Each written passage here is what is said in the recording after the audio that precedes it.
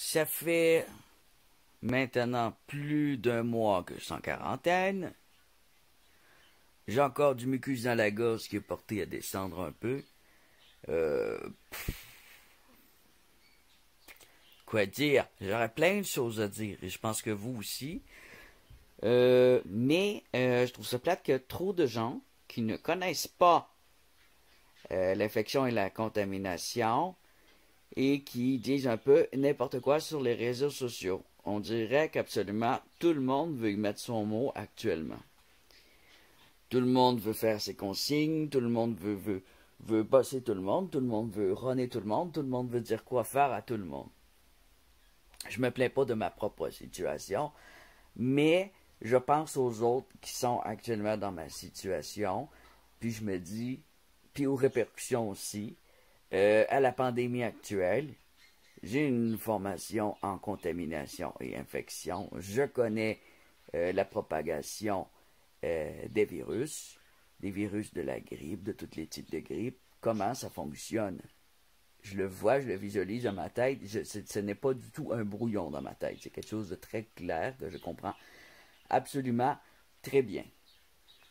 Ceci dit, je ne suis pas un médecin. Je suis juste un préposé en établissement de santé et je suis formé seulement pour soigner les personnes, pas avec des médicaments, parce que je ne suis pas infirmier, je ne suis pas médecin. Moi, ma spécialité, c'est seulement d'apporter les soins quotidiens sans infecter les autres et sans me contaminer et sans recontaminer la personne contaminée. J'ai pas des grosses connaissances, mais je suis quelqu'un quand même qui lit beaucoup. Je peux dire que mes connaissances sont quand même plus élevées que la moyenne des gens. Sur ce sujet-là, hein, je suis pas un mécanicien. Je suis un artiste peintre et je suis un préposé et je suis un peu un intello en vous aussi. Donc, qu'est-ce que je veux dire? J'ai beaucoup de choses à dire, mais je vais essayer de faire simple en gros. J'ai regardé un peu, je m'attendais à être frustré parce qu'à chaque fois que je regarde justement en ligne des choses, là j'étais sur YouTube, à chaque fois que je regarde des vidéos sur le sujet, je viens fâché. Surtout quand c'est nos ministres qui nous parlent et nos présidents, c'est que de la connerie. Quand c'est les autres artistes aussi qui nous disent de rester à la maison pour se masturber, je suis complètement découragé de la vie. Je dis pas de pas rester à la maison. C'est pas ce que je dis. Ce que je dis, c'est que ce n'est pas ça la solution. Je regardais, je vais vous dire, monsieur, c'est un docteur, données EH, ok, coronavirus, données EHPAD, les polémiques, ok. Méditerranée, infection, c'est Didier Raoult. Didier Raoult qui a fait une grosse polémique et qui n'est pas le seul à le faire. Et que d'autres médecins aussi qui l'ont dit, et que je le dis aussi, puis je trouve ça, je suis pas médecin, mais je le dis aussi, de mes connaissances, qu'il faut tester tout le monde. Il faut aller tester tout le monde. Ah, ils vont dire, les premiers ministres vont nous dire, ah mais non, ça demande trop de personnel. Et si on teste tout le monde, ça demande beaucoup trop de choses en labo, on n'a pas le labo, on n'a pas le personnel pour ça. Ce qu'on fait actuellement, on a un gros manque de personnel, mais on l'a mis dans le chômage maintenant. Le chômage, il est jamais, il est bloqué parce qu'ils ont tout fermé. Hein, ils ont tout fermé les commerces, ils ont tout fermé. La société est endormie depuis un mois, il n'y a plus personne qui travaille, ça va coûter des milliards. Et maintenant, ils recherchent des bénévoles. Alors qu'il suffit de changer juste un petit mot, juste une petite phrase dans une règle pour un temps temporaire. On est en pandémie, donc ils ont le droit, eux, de décider ça. Ils ont le droit de changer ça que, oui, tout le monde, vous allez être obligé de mettre un petit peu de salive sur un petit bout de coton et on va tout vous vérifier. Pas obliger tout le monde à aller à l'hôpital. Non, non. Dans un véhicule, on peut prendre des ambulanciers, on peut prendre n'importe qui pour ça, mais les ambulanciers, c'est sûr qu'il ne faut pas les prendre, mais je veux dire, un véhicule de ce type ambulancier avec une infirmière, un préposé, une infirmière autorisée à faire des diagnostics, une super infirmière ou un infirmier qui fait ça toute la journée, dans chaque ville, qui va à chaque maison, une personne à la fois, on prend juste un petit bout de salive. L'infirmier porte son masque, ses gants, ses lunettes de protection. On ne parle même pas, mais ça prend des lunettes de protection. C'est un virus qui s'attrape par contact. Le contact, c'est pas seulement le contact direct, c'est aussi le contact indirect. Les ministres ont parlé, puis le peuple a parlé seulement du contact direct entre les gens. Gardez votre distance. Au début, ils nous disaient 1 mètre. Bande de cave, c'est pas 1 mètre. Le 1 mètre, c'est le minimum. Le 1 mètre, il est dangereux. C'est très dangereux, 1 mètre. C'est 3 mètres. Fait que là, on s'en va en ville. On prend des marches, ou on va au dépanneur, ou on va à l'épicerie, hein, parce qu'on n'a pas le choix d'aller à l'épicerie pareil. C'est pas tout le monde qui a une personne qui va aller faire ses commissions. Ben oui. Les personnes âgées qui sont confinées chez eux, restez chez vous. Demandez à vos familles de vous acheter de l'épicerie. Faites-les livrer. Hey! Si cette personne âgée-là travaillait, elle n'a plus de revenus. Elle est en quarantaine, 0 revenu. Moi, présentement, j'ai plus de revenus, OK? 0 revenu. Parce que le chômage est gelé. J'ai pas pu faire ma demande de chômage. Tout est gelé. Ils nous disent, va sur le site Internet. Il est jamais. Ça me prend un code pour rentrer. J'ai pas le code. Ils me disent d'appeler pour avoir le code. J'appelle, on m'accroche au nez. Il y a plus de... On répond plus, on n'a plus de personnel.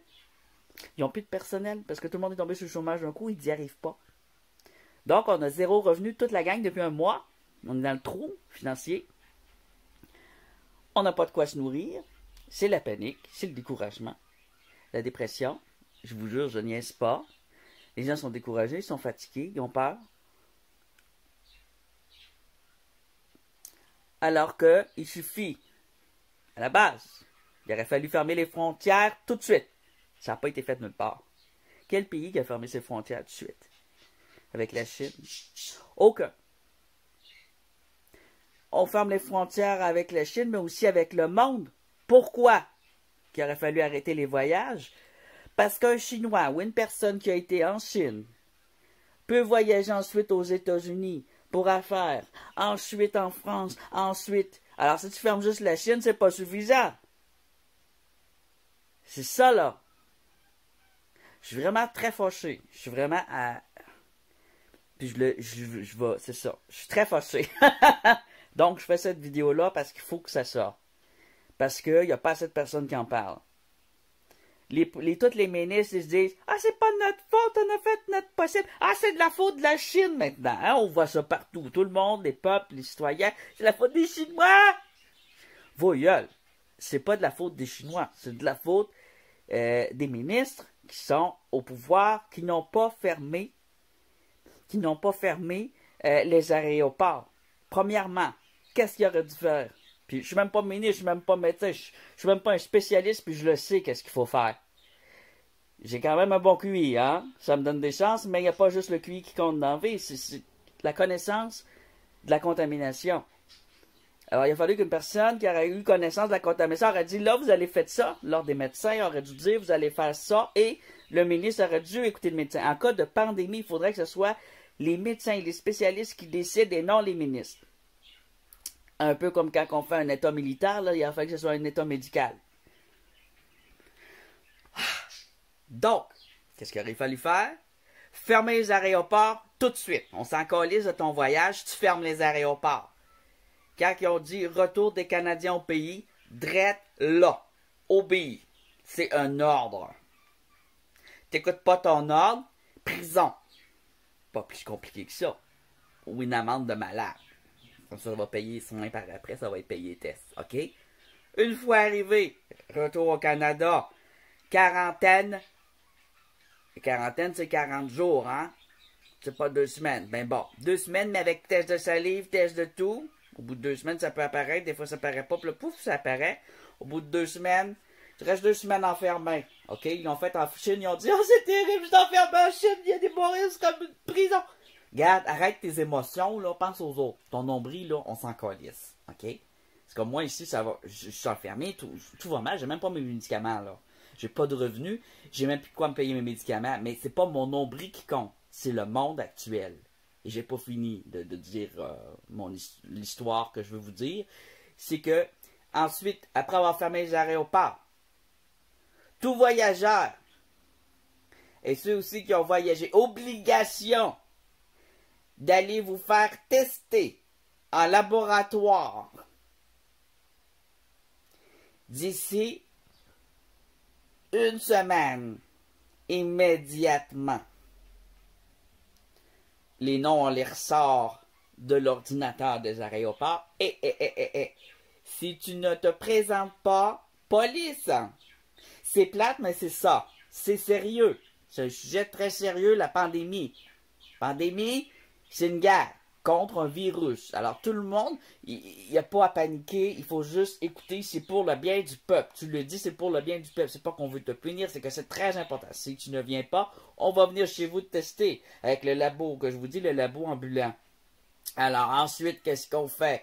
Bon, déjà, si tout ça aurait été fait, il aurait pu évaluer les gens. Mais mettons que, bon, on réalise qu'il y a beaucoup trop de voyageurs qui ont été en contact avec plein de gens et que ça fait déjà 3 mois que la maladie est sortie. C'est à peu près ce qui est arrivé. Ça faisait 3 mois que la maladie était déjà au Canada et les voyageurs n'ont pas été évalués. C'était pas obligatoire.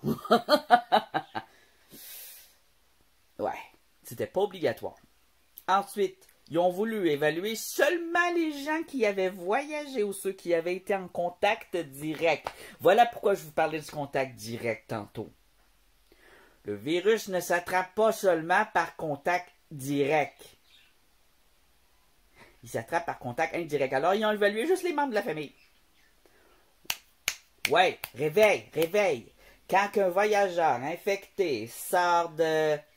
Ah, il touche des poignets. C'est ça, le contact indirect. Il va aux toilettes. Il ne lave pas les mains, il ne porte pas des gants, il ne porte pas de masque. Il touche un peu partout sur les gens qu'il rencontre. Il va manger là, il va au restaurant. Tout ça, il va à l'hôtel, il va au restaurant, il jase avec plein de monde, il se promène, il crache, il tousse. Il a infecté un paquet de monde. C'est pas vrai qu'il ne peut pas les avoir infectés. C'est pas vrai que la moyenne des infections par personne est de 2 à 3, c'est faux. Ils peuvent pas le savoir. C'est un faux calcul parce qu'ils peuvent pas le prouver. Ils savent même pas le vrai nombre d'infectés actuels. Ils ne le savent pas. Pourquoi? Parce qu'ils n'ont pas voulu tester tout le monde.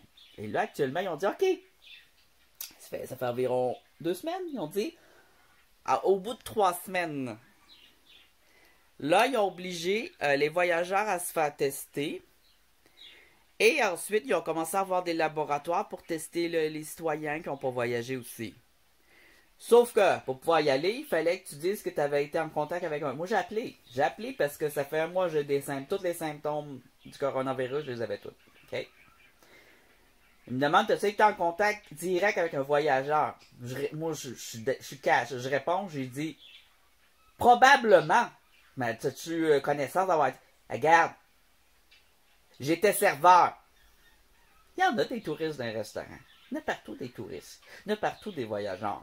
J'étais en contact avec du monde qui ont toussé, qui avait la grippe, qui ont peut-être pas voyagé, puis qui ont peut-être voyagé, puis peut-être qui ont été en contact, eux, avec des voyageurs. J'ai dit, madame, ça fait 3 mois que le virus, il est au Canada. 3 mois.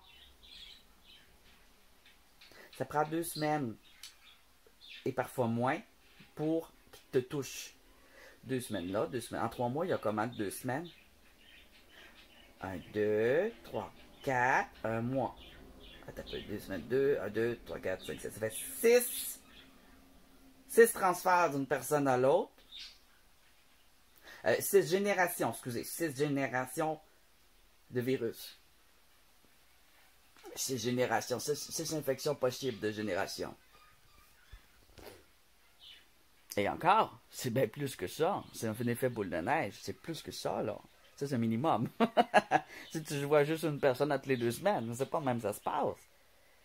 S'il dit c'est 2 à 3 personnes durant une journée, imaginez, faites x6 à chaque jour durant 3 mois. Ça, c'est la possibilité. Alors, ils disent, OK, restez chez vous. Restez chez vous, on va vous envoyer une aide de CPU. Vous allez recevoir toutes 2000 $. Ben oui. Là, en attendant qu'ils nous disent de rester chez nous, ils nous testent pas, parce que moi, ils n'ont pas voulu me tester. Ils ont dit, mais monsieur, avez-vous des problèmes respiratoires? Ça, c'est récemment, là. Ben, j'ai dit non. J'ai pas discuté à respirer. Ben, vous viendrez vous faire tester seulement si vous avez des problèmes respiratoires. Vous n'allez pas à l'hôpital non plus si vous n'avez pas de problème respiratoire. Restez chez vous.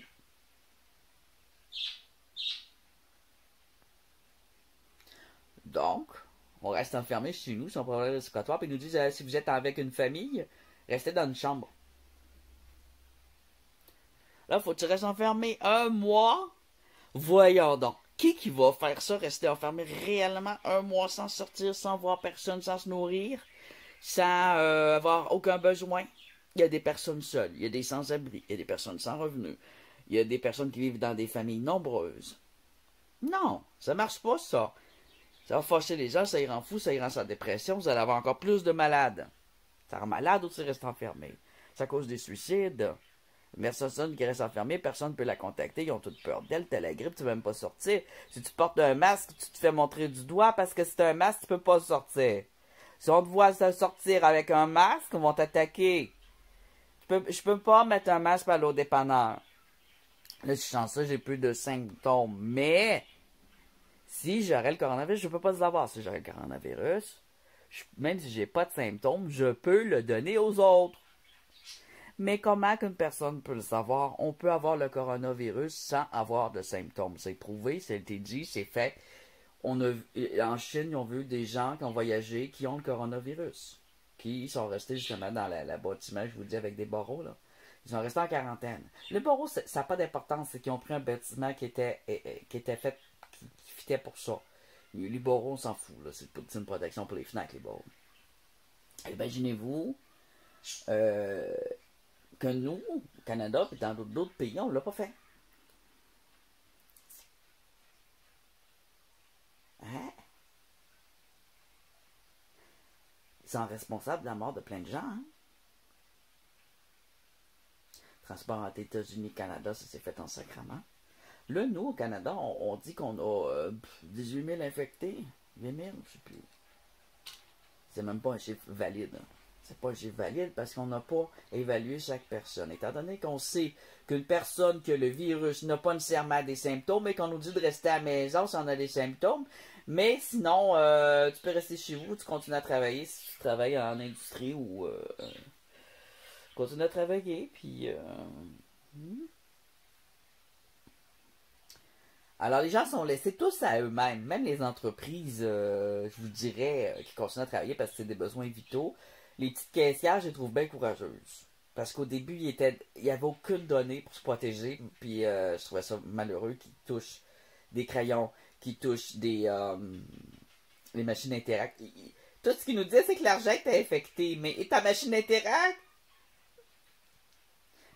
Les produits des épiceries, tout le monde les touche. Il n'y avait pas de gel alcoolisé à l'entrant. J'étais fâché. Fallait que je fasse ma demande de chômage en personne alors que j'avais les symptômes. Parce qu'ils m'ont collé dehors alors que j'étais symptomatique. Et elle n'a pas voulu marquer congé maladie. J'y ai demandé, mon boss n'a pas voulu. Parce qu'elle ne savait pas encore qu'elle pouvait le faire dans le cas des symptômes. Elle m'a juste collé dehors. Et c'était tout.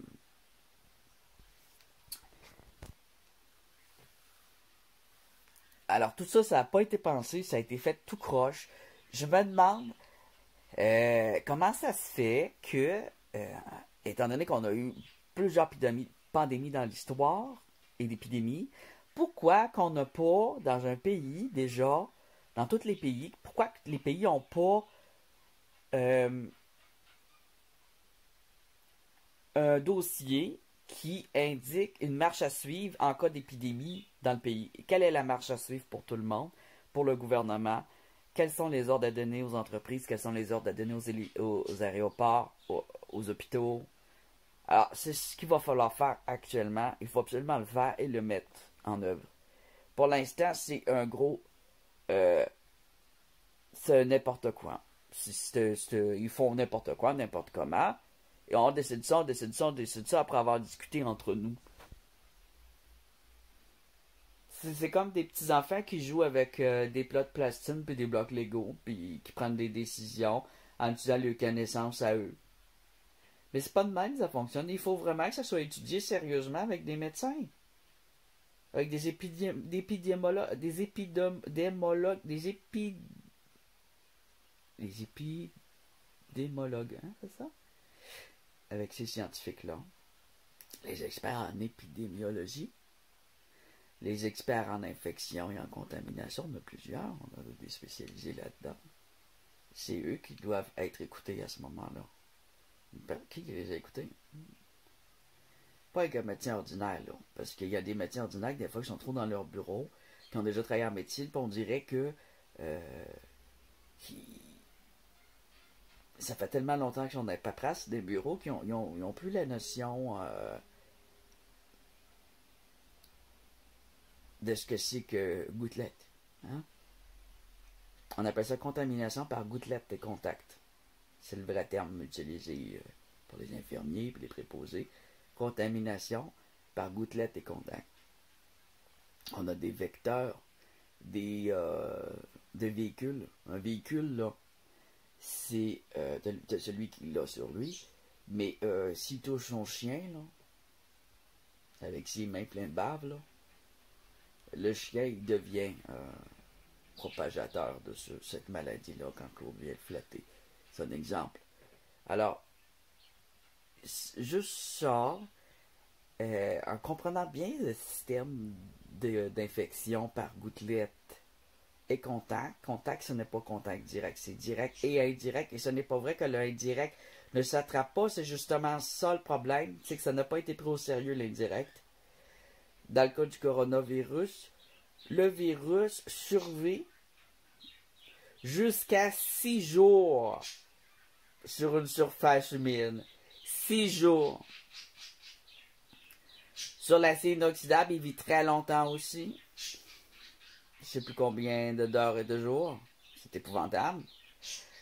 Sur l'argent, justement, la monnaie, c'est 3 heures. Ça n'a pas été pris en compte dans les décisions. On dirait qu'ils n'ont pas vu l'impact que ça a, puis où qu'il faut agir, ou qu'il ne faut pas agir, ou que c'était pas nécessaire d'agir. Les États-Unis ont décidé juste de rien faire pour pas se ramasser dans la rue au niveau monétaire, pour pas créer une crise économique. La crise économique est déjà créée. Parce que c'est beau rien faire pour la crise économique, faire pour protéger la crise économique, si tu n'as rien fait pour défendre, empêcher, faire une barrière à cette pandémie, faire une barrière au virus, tu ne l'as pas faite, la barrière. Il fallait la faire. Elle n'a pas été faite nulle part, cette barrière, et elle n'est toujours pas faite. Elle n'est pas faite. Le virus va rester tant qu'on ne va pas dire on évalue tout le monde, on va tout évaluer votre salive. Le nez, la salive, les deux si tu veux. Il faut évaluer tout le monde. Et les citoyens doivent l'accepter. On n'a pas le choix. Alors, il faut évaluer tout le monde pour savoir qui va rester en quarantaine et qui ne sera pas en quarantaine.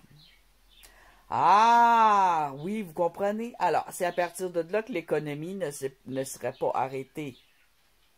On est en pleine crise économique. Ils ont doublé le problème. La pandémie est là. Elle est toujours là. Elle n'a pas été arrêtée. C'est pas vrai qu'elle est arrêtée, la pandémie. C'est pas vrai qu'ils ont le contrôle. Ils n'ont pas de contrôle.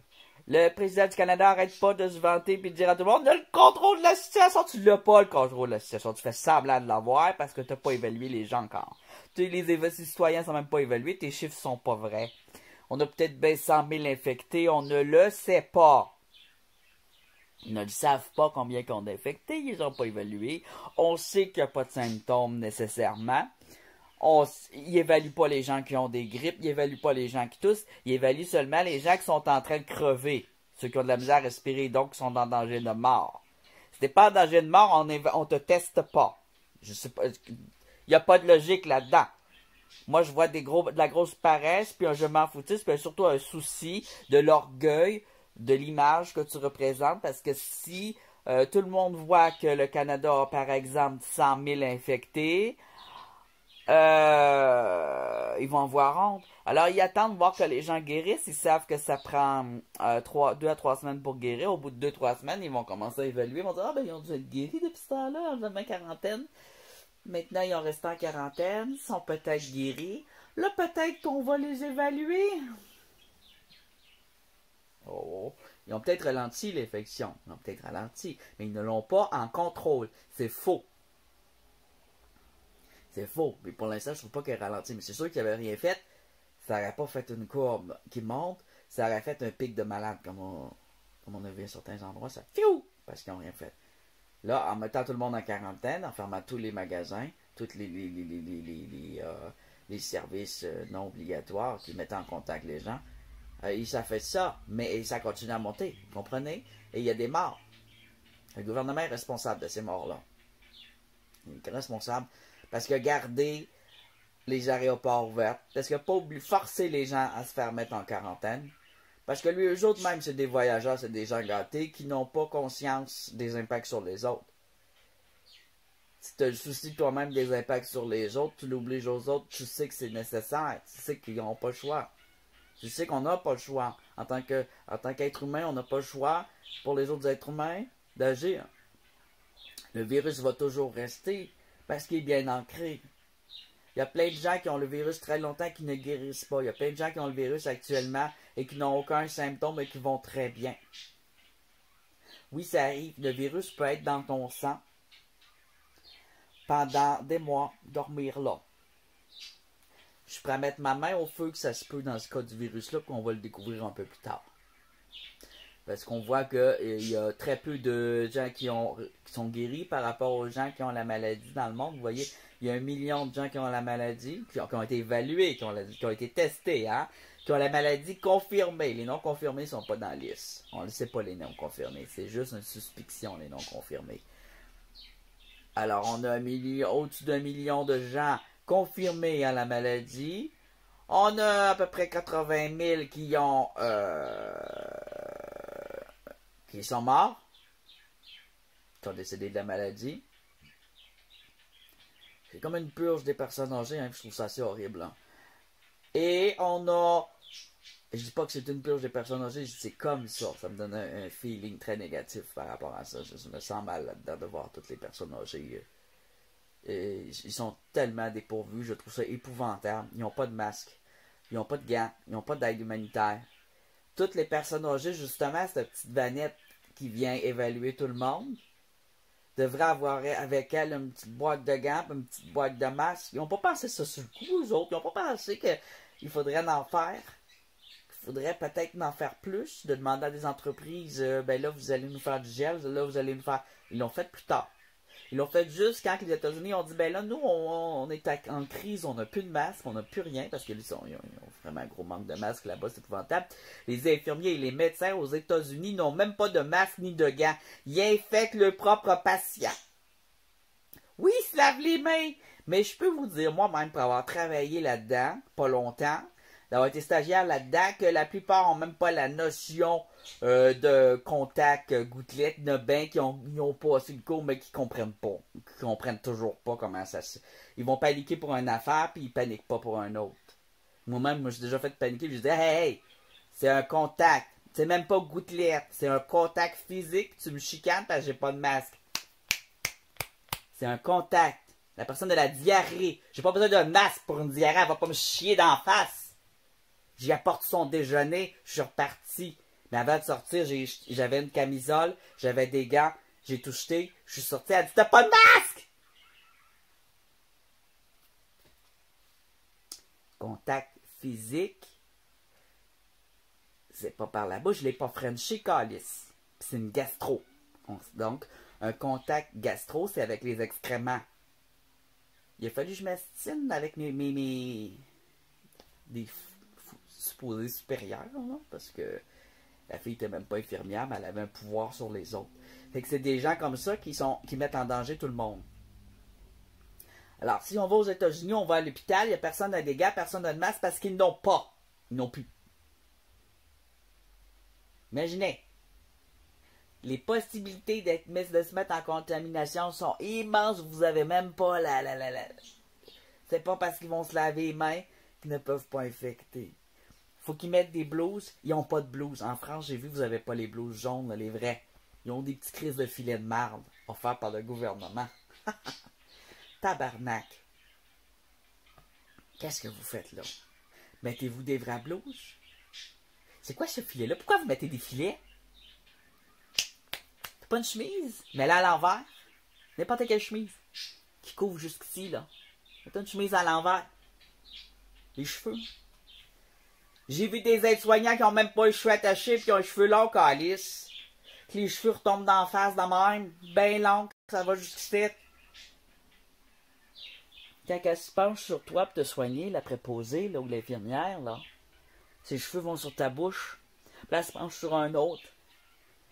Puis ses cheveux à elle, puis niaiseuse. Il est où ton filet? Il existe des bonnets. Bonnets médicaux. Ils sont où vos bonnets médicaux? Lunettes. Gouttelettes. Ça prend des lunettes, calice. Il n'y a pas un calice qui met des lunettes. Gouttelettes. Postillonner. Tu parles avec ton patient, il postillonne. Gants. Gouttelettes. Les yeux. Le masque. Le bonnet. Je suis en tabarnak de voir que les gouvernements n'ont pas été capables de fournir ce matériel-là dans les hôpitaux en quantité suffisante et dans les résidences pour personnes âgées. Ce qu'ils ont fait, ils ont obligé les personnes âgées à rester dans leur chambre et à ne pas sortir. La quarantaine est encore là. Il y a des personnes âgées qui sont en train de crever dans le lit en ce moment. Parce qu'ils ne bougent pas, parce que le cœur, il prend un coup quand tu ne bouges pas. Hein? C'est très dangereux pour le cœur de ne pas bouger pendant un mois. Très dangereux. Pourquoi que ces gens-là, ils n'ont pas mis un bonnet, un masque, des gants, laisser les personnes âgées sortir sur la galerie, un après l'autre, chacun leur tour. Vous avez 1 heure, madame, de sortie sur la galerie, dans le salon. Chacun leur tour. Après, tu nettoies. T'en sors un autre, tu nettoies. Tu ne peux pas juste les enfermer dans une chambre. C'est pas une solution. C'est inhumain. C'est complètement inhumain.